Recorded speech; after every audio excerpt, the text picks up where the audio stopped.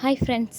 திருக்குறளில் வந்து அரண் வலியுறுத்தல், ஈகை, இன்னா செய்யாமை, அடுத்தது வந்து கொல்லாமை, பெரியாரை பிழையாமைன்னு சொல்லிட்டு ஒரு சில டாபிக்ஸ் கொடுத்துருக்காங்க. அதில் வந்து அரண் வலியுறுத்தல் அப்படிங்கிறது வந்துட்டு 4வது அதிகாரமாக இருக்குது பாயிரவியலில். அதில் என்ன குறள் கொடுத்துருக்காங்கன்னா, மனத்துக்கான் மாசிலன் ஆதல் அனைத்தரன் ஆகுல நீரப்பிற அப்படின்னு சொல்லியிருக்காங்க. உள்ளத்தில் வந்து குற்றம் இல்லாமல் இருக்கிறது தான் வந்து என்ன சிறந்த அறமாக கருதப்படுது. மிச்சம் எல்லாமே வந்துட்டு வெறும் ஆரவாரமே அப்படின்னு சொல்லி இதில் வந்து சொல்லப்படுது. அடுத்தது வந்து என்னென்னா, அழுக்காறு ஆவா வெகுளி இன்னா சொல் இன்னான்கும் இழுக்கா இயன்றது அறம்னு சொல்லி குறள் சொல்லியிருக்காங்க. இது என்னன்னு பார்க்கும்போதுட்டு அழுக்காருங்கிறது வந்து பொறாமை, அடுத்து வந்து ஆவாங்கிறது வந்துட்டு பேராசையை குறிக்கும், வெகுளி அப்படின்னா வந்துன்னா சினத்தை குறிக்குது, அதுக்கப்புறம் வந்து இன்னா சொல் அப்படின்னா வந்து கடும் சொல். இந்த 4 விஷயமும் வந்துன்னா இல்லாத வாழ்க்கை தான் வந்துட்டு அறமாக வந்து கருதப்படுது அப்படின்னு சொல்லியிருக்காங்க. அடுத்து வந்துன்னா ஈகைங்கிறது வந்துட்டு 23வது அதிகாரமாக இருக்குது, இல்லறவியலில் இருக்குது. இதில் வந்து என்ன, வரியாருக்கு ஒன்று ஈவதே ஈகை மற்று எல்லாம் குறியெதிர்ப்பை நீரது உடைத்துன்னு சொல்லியிருக்காங்க. இது என்ன அப்படின்னு பார்க்கும்போதுட்டு, இல்லாதவர்களுக்கு தர்றது மட்டும்தான் வந்து ஈகையாக கருதப்படுமே தவிர வந்துட்டு மற்ற எல்லாமே வந்து என்ன பயனை எதிர்பார்த்து தர்றதா தான் வந்து கருதப்படும் அப்படின்னு சொல்கிறாங்க. அப்போ வந்து இல்லாதவங்களுக்கு வந்துட்டு கொடுக்கறது தான் வந்து ஈகைங்கிறத இந்த பயனில் சொல்லியிருக்காங்க.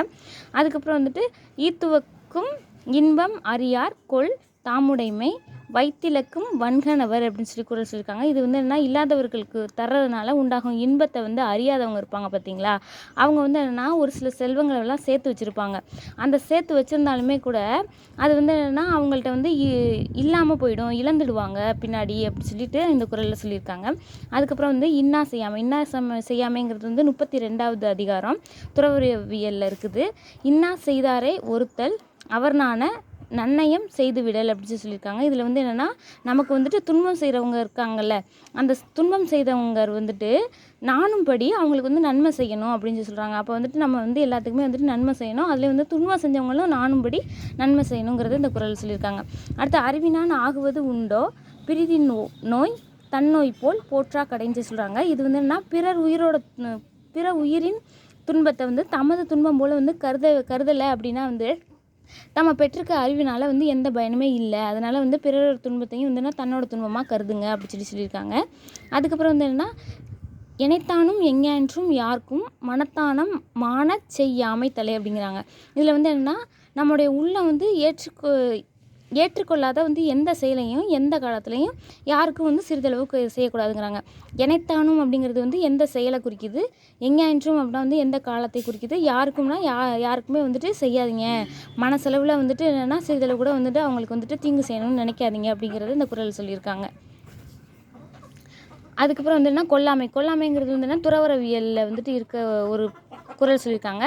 பகுத்துண்டு பல்லுயிர் ஓம்புதல் நூலோர் தொகுத்தவற்றில் எல்லாம் தலைன்னு சொல்லியிருக்காங்க. இது வந்து என்னென்னா, நம்ம தம்மிடம் இருக்கிற பொருட்களையோ இல்லை ஏதோ ஒன்றை வந்துட்டு பிற உயிர்களுக்கு வந்துட்டு பகிர்ந்து கொடுக்கணும் அப்படிங்கிறத வந்துட்டு இங்கே சொல்கிறாங்க. அதுவே வந்து என்ன, அறநூல்களில் கூறப்படுகின்ற அறங்களில் வந்து சிறந்த அறமாக வந்து கருதப்படும் அப்படிங்கிறாங்க. ஒரு நூல்களில் சொல்லப்படக்கூடிய அறங்களில் வந்து சிறந்த அறமாக இந்த பகுத்துண்டு பல்லுயிர் ஓம்புதல் நூலோர் தொகுத்தவற்றில் எல்லாம் தலை அப்படிங்கிறது வந்து இருக்கும்னு சொல்லியிருக்காங்க. அடுத்து வந்து என்ன, பெரியோரை பிழையாமை, இது வந்துட்டு அங்கவியலில் இருக்குது, 90வது அதிகாரம். இதில் வந்து என்ன சொல்லியிருக்காங்கன்னா, ஆற்றுவார் ஆற்றல் இகழாமை போற்றுவார் போற்றலுள் எல்லாம் தலை அப்படின்னு சொல்லியிருக்காங்க. இது வந்து என்ன அப்படின்னா, ஆற்றல் உடையவரை வந்து இகழக்கூடாது அப்படின்னு சொல்கிறாங்க. அதுவே வந்து என்ன, நம்ம வந்து தீங்குலேருந்து காத்துக்கும், நம்ம வந்துட்டு ஆற்றல் உடையவரை இகழ்ந்துட்டோம் அப்படின்னா வந்துட்டு நம்மளுக்கு வந்து யாருமே உதவி செய்ய மாட்டாங்கங்கிற விஷயத்தை தான் இங்கே சொல்கிறாங்க. அடுத்து வந்து என்ன, எரியினால் சுடப்படினும் உய்வுண்டாம் உய்யார் பெரியார் பிழைத்தொழுகுவார் அப்படின்னு சொல்கிறாங்க. இதில் வந்து என்னென்னா, தீயினால் சுட்டவருக்கு கூட வந்துட்டு பிழைச்சி கொள்றதுக்கு வாய்ப்பு இருக்கும், ஆனால் வந்து பெரியோர்களுக்கு வந்து தீங்கு செய்கிறவங்க வந்துட்டு தப்பவே முடியாது அப்படின்னு சொல்லி இந்த குறளில் சொல்லியிருக்காங்க. அதுக்கப்புறம் வந்து 1 மார்க்கு, ஏழைகளுக்கு வந்து உதவி செய்வதில் வந்து என்னன்னு சொல்லுவாங்க, ஈகைன்னு சொல்லுவாங்க. அடுத்து வந்து பிற உயிர்களின் டேஸ் கண்டு வருந்துவதே வந்து அறிவின் பயனாகும், துன்பத்தை கண்டு வந்து வருந்துறது தான் வந்துட்டு நம்ம அறிவு பெற்றிருக்கிறதுக்கான பயனாக கருதப்படுது. உள்ளத்தில் டேஸ் இல்லாமல் இருப்பதே வந்து சிறந்த அறமாகும், குற்றம் இல்லாமல் இருக்கிறது தான் வந்து சிறந்த அறமாக கருதப்படுது அப்படிங்கிறாங்க. அடுத்து இடமாறி உள்ள சொற்களை வந்து என்னென்னா மாற்றி எழுத சொல்லியிருக்காங்க. அது அந்த குறள் பார்த்து கரெக்டாக எழுதிருங்க. அதுக்கப்புறம் பின்னாடி ஒரு பத்தி மாதிரி கொடுத்துருக்காங்க. இதில் வந்துட்டு என்ன சொல்லியிருக்காங்கன்னா, பூங்காவிற்கு வந்துட்டு தோழிகளோடு வந்துட்டு நிறைமதின்னு ஒரு பொண்ணு போயிருப்பாங்க. அவங்க வந்துட்டு மதிய நேரத்தில் வந்துட்டு அவங்க கொண்டு வந்த உணவை வந்துட்டு அதை ஃப்ரெண்ட்ஸுக்கு வந்து பகிர்ந்து கொடுத்துருப்பாங்க. அதே போல் வந்துட்டு அங்கே பறவைகளும் வந்து உட்காருங்க, அதுக்கும் வந்துட்டு தன்னோட உணவை வந்து பகிர்ந்தளிப்பாங்கன்னு சொல்லியிருக்காங்க. அப்போ பகுத்துண்டு பல்லுயிர் ஓம்புதல் நூலோர் தொகுத்தவற்றுள் எல்லாம் தலை அப்படிங்கிறத வந்து இங்கே குறள் சொல்லியிருக்காங்க. Okay friends, thank you.